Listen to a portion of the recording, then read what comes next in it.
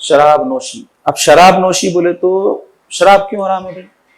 نشہ کی وجہ سے حرام ہے نا. تو مطلب یہ ہے کہ نشہ کرنا یہ گناہ کبیرہ ہے، چاہے وہ نشہ کسی فارم میں ہو.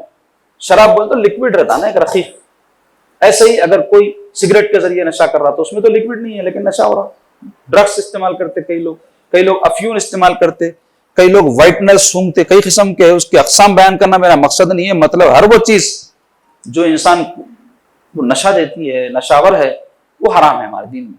ترجمہ حدیث پاک حضرت ابن عباس رضی اللہ تعالیٰ عنہما سے روایت ہے کہ رسول اللہ صلی اللہ تعالیٰ علیہ وسلم نے فرمایا، شراب کا عادی اگر اسی حالت پر مر گیا تو اللہ تعالیٰ کی بارگاہ میں اس طرح حاضر ہوگا جیسے بت پرست.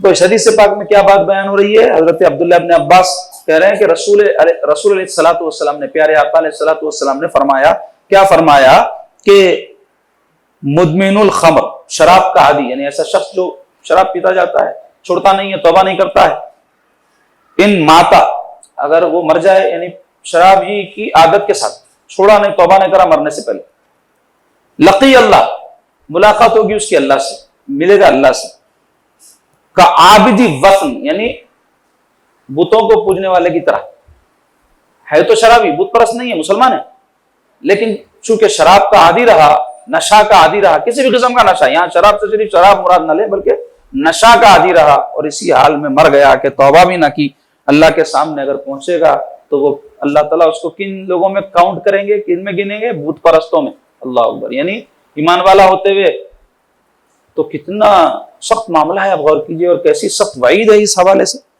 تو عزیزان گرامی، شراب نوشی ہمارے دین میں منع ہے، نشہ کسی بھی قسم کا ہو ہمارے دین میں حرام ہے، اور اس کی سخت ممانعت قرآن سے، حدیث سے ثابت ہے. کیوں؟ اس واسطے کہ ہمارا دین ایک پاکیزہ دین ہے، اور ہر وہ کام جو ناپاک قسم کا ہو ہمارا دین اس سے منع کرتا ہے. تو شراب سے کیا ہوتا ہے؟ انسان کی عقل چلی جاتی ہے. آدمی جب نشہ کرتا ہے نا کچھ، تو اس سے ہوتا کیا ہے، اس کو سمجھ نہیں آتا کہ اچھا کیا ہے، برا کیا ہے، صحیح کیا ہے، غلط کیا ہے.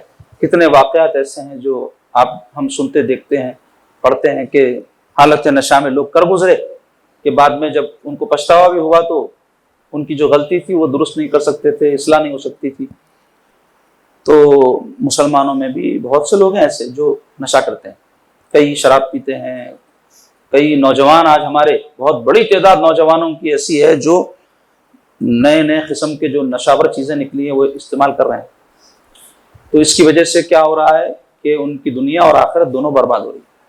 نشہ کرنے والے کی دنیا بھی برباد ہو جاتی ہے اور آخرت بھی برباد ہو جاتی ہے. تو ہمارے دین میں سختی سے نشاور چیزوں کو منع کیا گیا ہے. تو اس زمانے میں چونکہ یہ جو آج کل لیٹسٹ نشاور چیزیں ہیں، ڈرگز ہیں یا اور بھی دوسری جو چیزیں آج کے دور کی ایجاد ہے، وہ زمانے میں تو تھی نہیں. اب اس زمانے میں جو بھی نشاور چیز تھی وہ عام جو تھی وہ خمر تھا. خمر کہتے ہیں انگور کی شراب کو. اس کے علاوہ ہر قسم کی شراب منع ہے، اور ہر قسم کا نشہ حرام ہے، حدیثوں سے ثابت ہے وہ. تو عرب میں شراب بہت پی جاتی تھی، لوگ عادی تھے اور کوئی بری بات نہیں سمجھتے تھے بلکہ فخر کرتے تھے. لیکن اس زمانے میں جو سلیم الفطرت لوگ تھے، اچھی طبیعت کے لوگ تھے، وہ کئی ایسے تھے نہیں پیتے تھے. ان میں سے ایک صاحب سے کوئی پوچھے کہ بھائی آپ کیوں شراب نہیں پیتے؟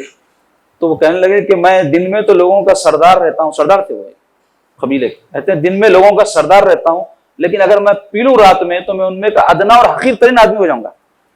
کیونکہ آدمی نشہ کرنے کے بعد اس کا اسٹیٹس ختم ہو جاتا، اس کی ویلیو ختم ہو جاتی. تو انسان بھی جب نشہ کرتا ہے تو اس کی حیثیت انسانوں میں جانوروں سے بدتر ہو جاتی ہے. اس کے بڑے نقصانات ہیں، اس کی تفصیل آگے آئے گی. تو میں یہ بتانا چاہتا ہوں کہ شراب ہمارے دین اور شریعت میں ہجرت کے 6 سال حرام قرار دی گئی، لیکن اس کی مذمت قرآن مجید میں آتی رہی. مرحلہ وار شراب ہمارے پاس حرام ہوئی، وہ اس واسطے کہ یہ چیز عام تھی لوگوں میں اور اس کو کوئی برا نہیں سمجھا جاتا تھا. ہر اچھے برے موقع پر شراب پی جاتی تھی، تو ان کو فوری اگر روک دیا جاتا اس سے تو ممکن تھا کہ مشکل ہو جاتی. تو اس لیے ہمارے آقا علیہ الصلوۃ والسلام کی حکمت اور اللہ تعالیٰ کی حکمت کا یہ مقتضا ہوا کہ اس کو مرحلہ وار روکا جائے.